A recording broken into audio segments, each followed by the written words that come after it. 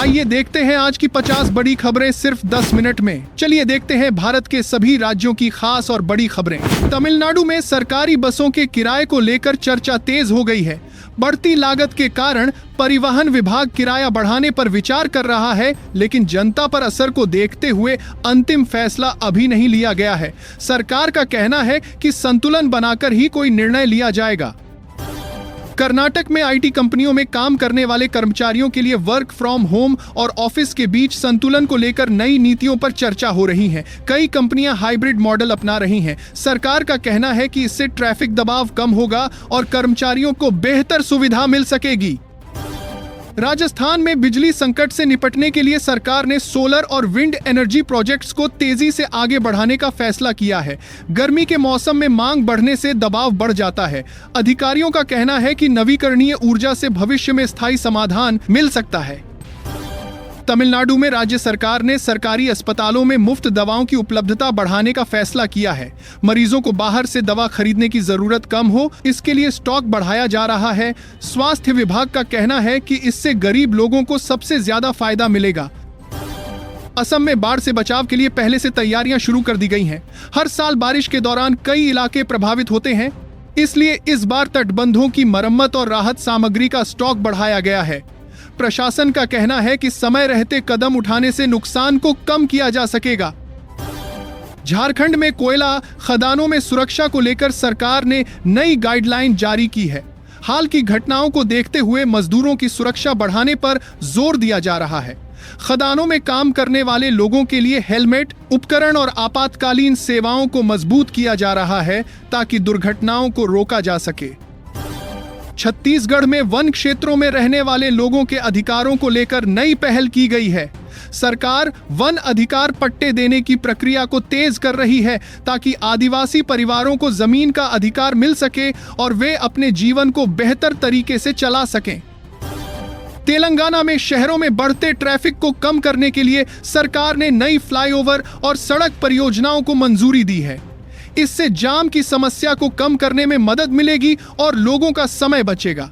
निर्माण कार्य को तेजी से पूरा करने के निर्देश दिए गए हैं। गुजरात में महिलाओं के लिए स्वरोजगार योजनाओं को बढ़ावा दिया जा रहा है। सरकार छोटे व्यवसाय शुरू करने के लिए आर्थिक मदद और प्रशिक्षण दे रही है। इससे महिलाएं खुद का काम शुरू कर सकेंगी और अपने परिवार की आय बढ़ाने में योगदान दे सकेंगी। उत्तर प्रदेश में नगर निकायों द्वारा अवैध निर्माण के खिलाफ अभियान चलाया जा रहा है। कई शहरों में नियमों के खिलाफ बनी इमारतों पर कार्रवाई की जा रही है। प्रशासन का कहना है कि इससे शहरों में व्यवस्था बेहतर होगी और भविष्य में अनियोजित निर्माण को रोका जा सकेगा। पंजाब की अनाज मंडियों में अब डिजिटल सिस्टम को बढ़ावा दिया जा रहा है, जिससे किसानों को भुगतान सीधे उनके बैंक खातों में किया जा सके। इससे देरी और गड़बड़ी कम होगी। सरकार का कहना है कि इससे पारदर्शिता बढ़ेगी और किसानों को समय पर पैसे मिल सकेंगे। उत्तर प्रदेश में सरकारी अस्पतालों की व्यवस्था को सुधारने के लिए अचानक जांच अभियान चलाया गया है। कई जगहों पर साफ सफाई और स्टाफ की कमी पाई गई है। अधिकारियों को तुरंत सुधार करने के निर्देश दिए गए हैं ताकि मरीजों को बेहतर इलाज मिल सके। बिहार में पंचायत स्तर पर सरकारी कामों को ऑनलाइन करने की प्रक्रिया तेज की जा रही है। अब कई सेवाएं इंटरनेट के जरिए दी जा रही हैं, जिससे लोगों को दफ्तरों के चक्कर कम लगाने पड़ रहे हैं। इससे समय की बचत हो रही है और काम में पारदर्शिता भी बढ़ रही है। पश्चिम बंगाल में कुछ इलाकों में लोगों ने बढ़े हुए बिजली बिल को लेकर शिकायत की है। लोगों का कहना है कि बिल उनकी खपत से ज्यादा आ रहा है। बिजली विभाग ने कहा है कि शिकायतों की जांच की जा रही है और जहां गलती होगी उसे ठीक किया जाएगा। गुजरात में ऑनलाइन धोखाधड़ी के मामले बढ़ते जा रहे हैं, जिससे लोग परेशान हैं। पुलिस ने लोगों को सतर्क रहने की सलाह दी है और अज्ञात लिंक या कॉल से बचने को कहा है। साथ ही साइबर क्राइम सेल को मजबूत किया जा रहा है ताकि ऐसे मामलों पर जल्दी कार्रवाई हो सके। उत्तर प्रदेश में फर्जी दस्तावेज बनाकर सरकारी योजनाओं का लाभ लेने वालों के खिलाफ बड़ा अभियान चलाया जा रहा है। कई जिलों में जांच के दौरान ऐसे मामलों का खुलासा हुआ है। प्रशासन ने दोषियों पर केस दर्ज करने के साथ लाभ वापस लेने की प्रक्रिया भी शुरू कर दी है। बिहार में जमीन से जुड़े रिकॉर्ड को पूरी तरह डिजिटल करने का काम तेजी से चल रहा है। इससे लोगों को जमीन के कागज के लिए दफ्तरों के चक्कर नहीं लगाने पड़ेंगे। सरकार का कहना है कि इससे विवाद कम होंगे और लोगों को पारदर्शी तरीके से जानकारी मिले। पंजाब में पशुचारे की कीमत बढ़ने के कारण दूध के दाम पर असर पड़ रहा है। डेयरी किसानों का कहना है कि लागत बढ़ने से उन्हें नुकसान हो रहा है। सरकार इस मुद्दे पर नजर बनाए हुए है और समाधान निकालने के लिए संबंधित विभागों के साथ चर्चा कर रही है। पश्चिम बंगाल में राशन वितरण में गड़बड़ी की शिकायतों के बाद सरकार ने जांच शुरू कर दी है। कई दुकानों पर अनियमितता की खबरें सामने आई हैं। अधिकारियों को निर्देश दिए गए हैं कि जरूरतमंद लोगों तक सही मात्रा में राशन पहुंचे और किसी तरह की गड़बड़ी न हो। असम में स्कूलों में स्थानीय भाषाओं को बढ़ावा देने के लिए नई पहल की गई है। बच्चों को अपनी मातृभाषा में पढ़ाई का मौका देने पर जोर दिया जा रहा है। शिक्षा विभाग का मानना है कि इससे बच्चों की समझ बेहतर होगी और वे पढ़ाई में ज्यादा रुचि लेंगे।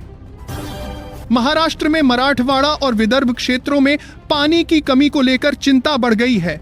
कई गांवों में जल स्तर नीचे चला गया है, जिससे लोगों को दूर दूर से पानी लाना पड़ रहा है। सरकार टैंकरों के जरिए पानी पहुंचा रही है और दीर्घकालिक समाधान के लिए जल संरक्षण योजनाओं पर काम कर रही है। बिहार में हाल ही में स्कूलों में शिक्षकों की उपस्थिति को लेकर सख्ती बढ़ाई गई है। सरकार ने बायोमेट्रिक सिस्टम लागू करने की प्रक्रिया शुरू की है, जिससे समय पर स्कूल पहुंचना जरूरी होगा। इसका उद्देश्य पढ़ाई की गुणवत्ता सुधारना और छात्रों को नियमित शिक्षा उपलब्ध कराना है।